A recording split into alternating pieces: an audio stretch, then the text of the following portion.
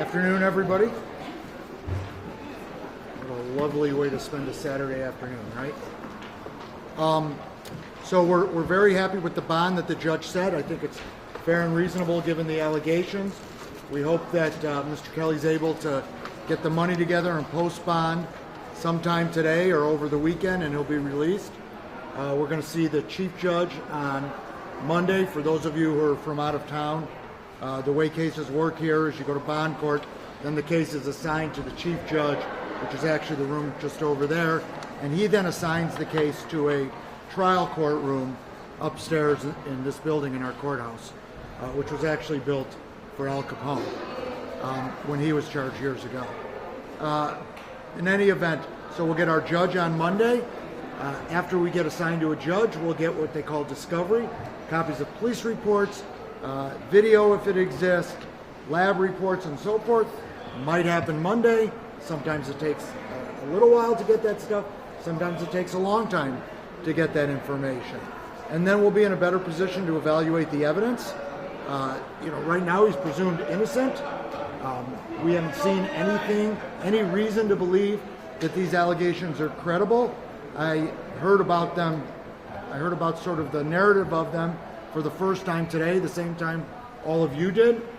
And I can tell you that in listening to it, there certainly are problems with the cases.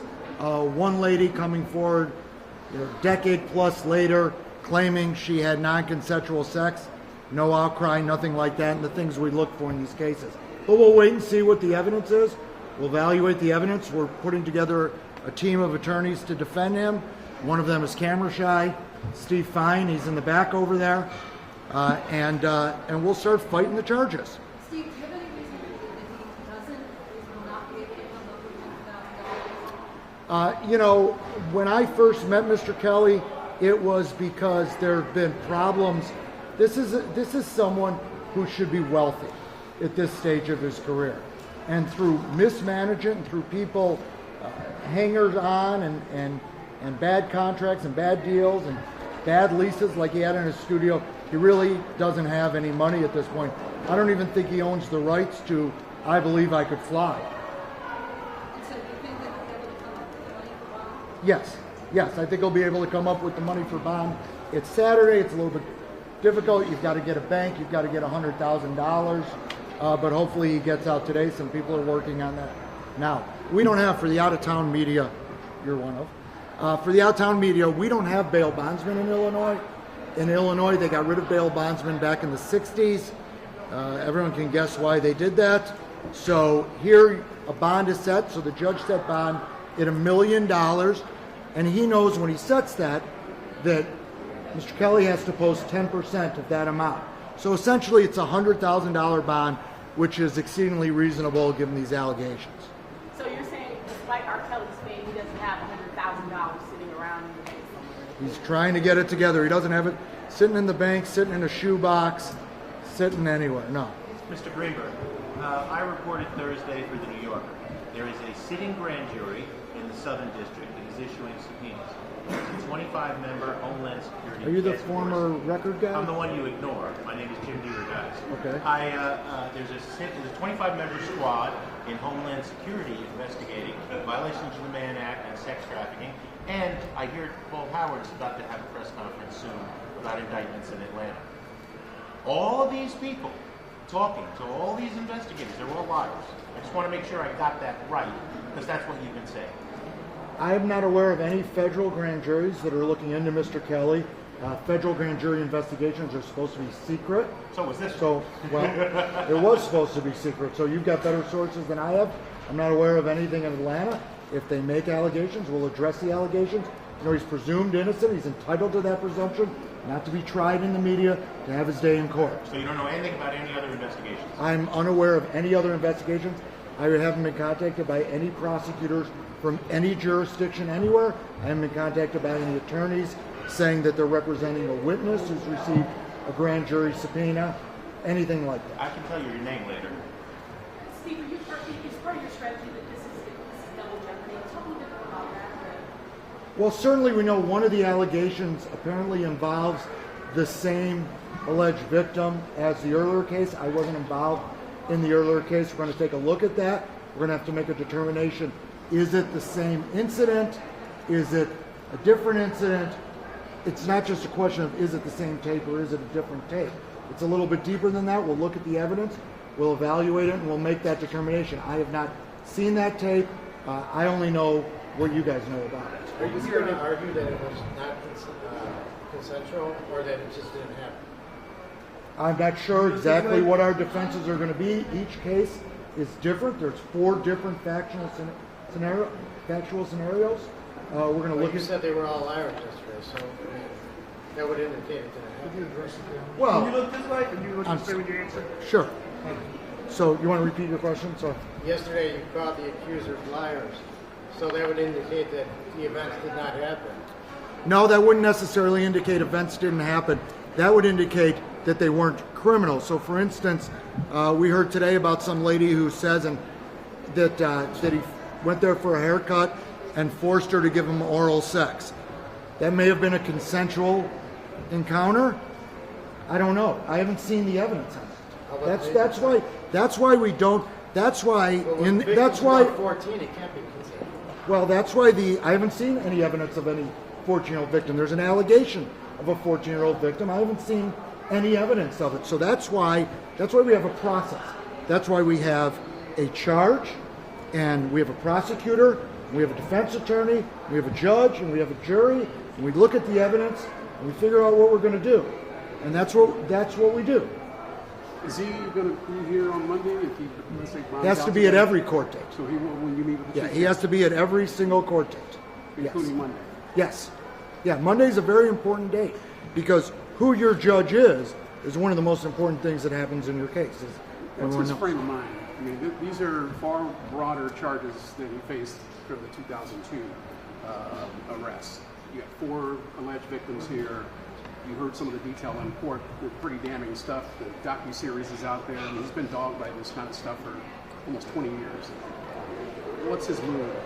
Well, I mean, obviously, he's going to face some felonies here. he's upset. It's obviously more difficult because there's 4 separate cases, and last time there was only 1 case. But each case is different, and we'll address them as they come along. But he's devastated.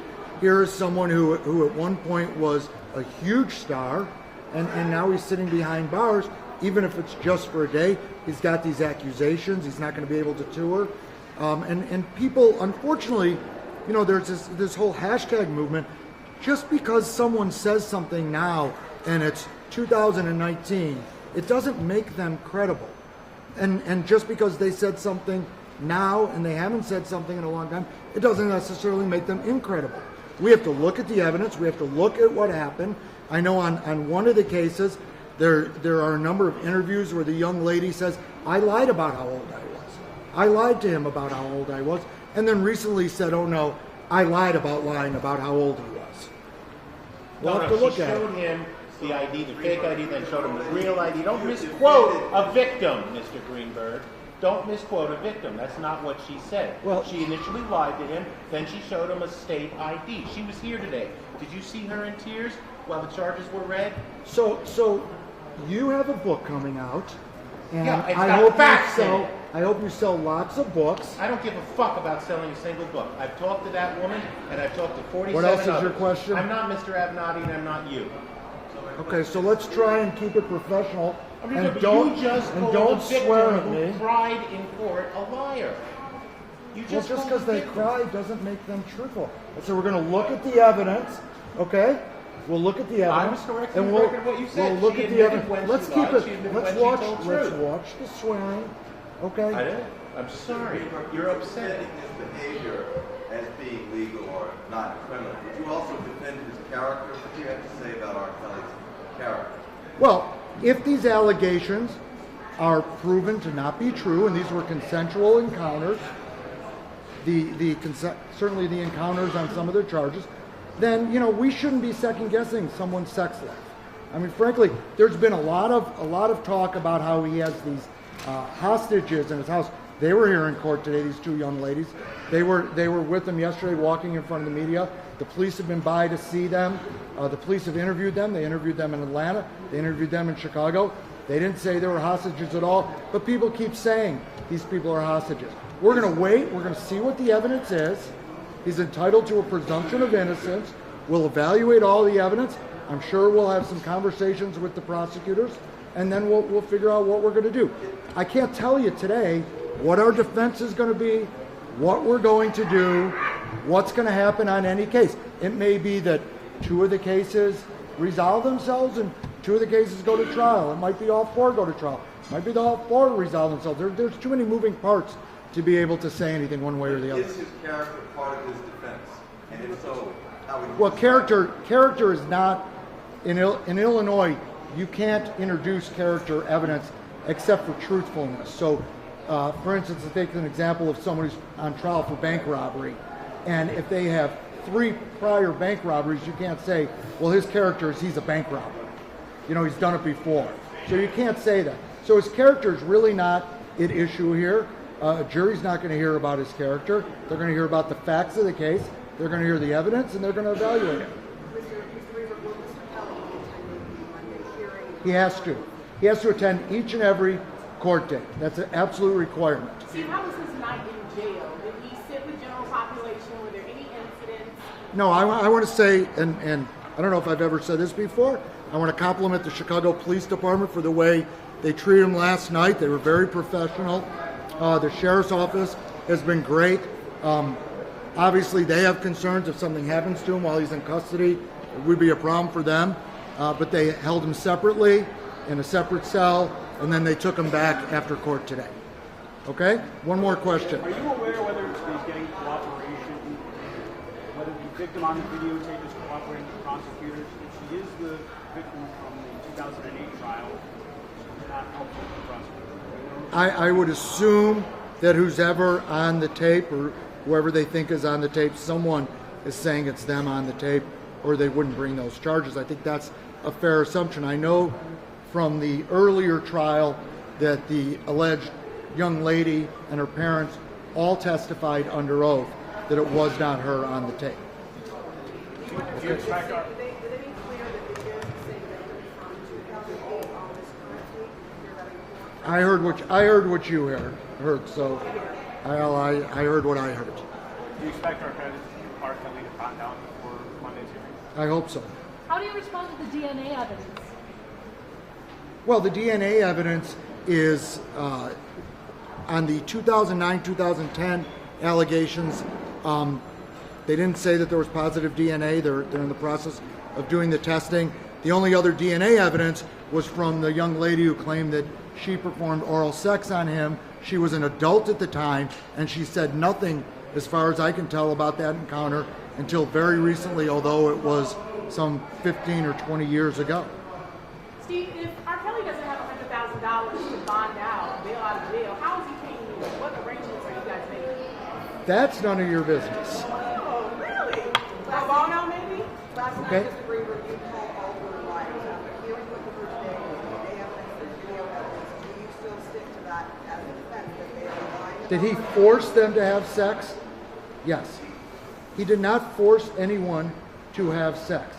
He doesn't have. He's a rock star. He doesn't have to have non-consensual sex. Well, that's not He's an a excuse, music, but, I mean, there are rock stars that are getting paid also. and it's an accusation. So we're going to look at the evidence and we're going to see where it takes us. Okay? Everyone have a nice day. Thank you.